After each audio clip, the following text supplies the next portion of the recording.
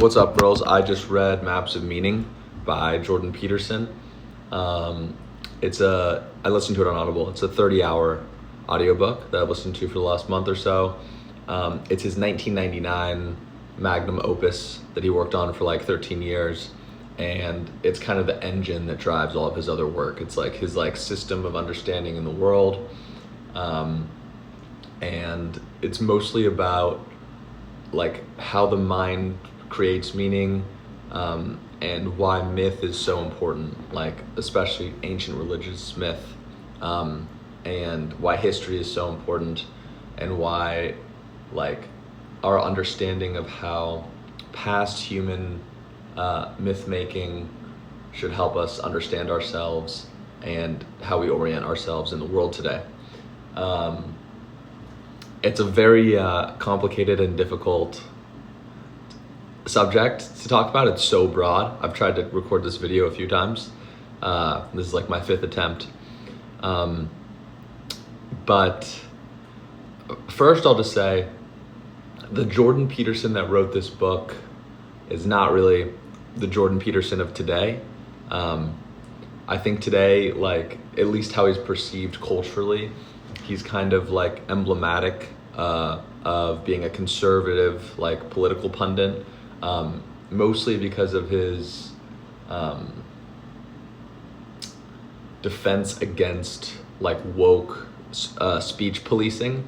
I think he has a very in-depth knowledge of authoritarian and totalitarian regime in Soviet Russia and World War II Germany, that he sees that as a symptom of eventual fascism. It's interesting because I would think through his schema, the propensity for fascism would lie somewhat split on either side of the political aisle today.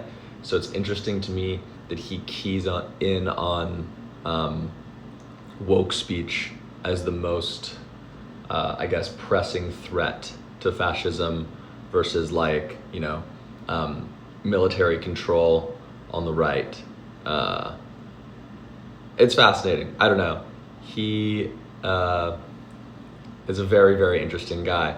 He, a lot of my favorite public intellectuals, tend to be masters in a couple different fields, I would say. So Robert Sapolsky at Stanford is both a neurobiologist and a primatologist, and he connects them, takeaways from each individual field and combines them in interesting ways, which is a very cool and creative way to understand things. And I think you get if you can really closely compare one system that you're a master of to another, you can get very interesting, unique, and profound takeaways. Steven Pinker and Yuval Noah Harari are the same. Steven Pinker, would be psychology, linguistics, philosophy, and cognitive science. And those four guys, Yuval Noah Harari, Robert Sapolsky, Steven Pinker, and Jordan Peterson, are probably my favorite four public intellectuals today. They're probably my Mount Rushmore. I haven't read a lot of Noam Chomsky though, who's kind of Steven Pinker's predecessor, though I do tend to have kind of an optimistic slant. I tend to align with a lot of Steven Pinker's beliefs. But anyway, Jordan Peterson's expertise lies in ancient religious myth. He's a clinical psychologist. He has a very deep understanding of World War II history, and specifically totalitarian and authoritarian regime, both fascism and faux communism fascism. And I would say most of his focus seems to be on the Russian side versus the German side, Stalinist Russia. Anyway, the book itself, Maps of Meaning, kind of operates under Jordan Peterson's schema, which is chaos versus order. So order is the world that we inherit from the past. It's all of these rules that have been constructed by just being handed down from one generation to the other over time. And each new generation that comes in has the propensity for chaos, because all new things, all new energy created in the world is inherently chaotic, because it can be either good or evil, meaning it can degrade the system of order that already exists, which would be evil, or it can refine that system and make it even better than it already is, which would be good. And in a lot of hero myths, that's exactly what the protagonist in the story is doing. He finds, maybe a new power comes, like there's magic in the world that's discovered, and it's first harbored for evil and used to oppress people, and then the hero learns the magic as a means to defeat the evil person and restore order to the realm or whatever. One of the longest sections in the book is called The Two Hostile Brothers, and so Cain and Abel is the archetypical representation of this, that there are two brothers, and God rejects one's gifts and whatever, and the other one is good and everything goes right for them. And then Cain kills Abel, and then we're all supposed to be descendants of Cain in the story. But across other ancient religions, there are a lot of two brothers stories, which I thought was really interesting. I think in ancient Egyptian myth, it's Osiris and Seth, and then there's also a two brother story in the Epic of Gilgamesh. Jordan Peterson interprets it as, one brother is the power of the future, is the potential for the future to be good. The other is the potential for the future to be bad. So,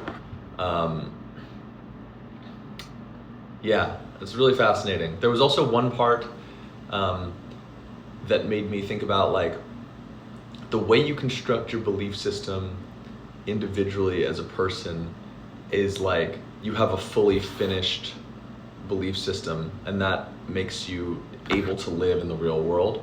So in order to learn, it's actually it can be a very traumatic experience, because if you come in conflict with something that disproves something in your already present belief system, that's going to be kind of an identity shock to you. And I think that's why it can be really tough to read good and difficult books, is you're putting your identity on the line when you do it.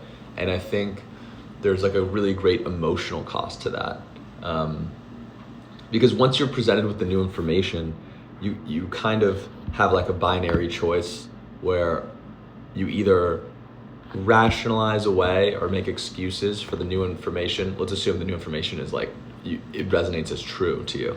So if you don't want to change your belief system, you either have to rationalize that new information away or create excuses for why it's faulty, or you have to accept that and integrate that into the way you perceive the world and kind of reconstruct your identity, which is I think very emotionally threatening. This was one of the most, I think, insightful books I've ever read. He talks about humans were not always, empirical and scientific, and that's a kind of recent phenomenon. So I think the general sentiment in the higher educated community is to kind of write off everything that happened before the Enlightenment. Jordan Peterson is basically saying that all of the myth that drove humanity before we were empirical is incredibly insightful, and the way we instruct ourselves through meaning is with the use of narrative, which that's actually become a more popular thing. It's the importance of story, but he's saying that meaning cannot be detached from story at all. It's the only way we learn and create meaning for ourselves, even in science. So that's Maps of Meaning by Jordan Peterson. Thanks for watching.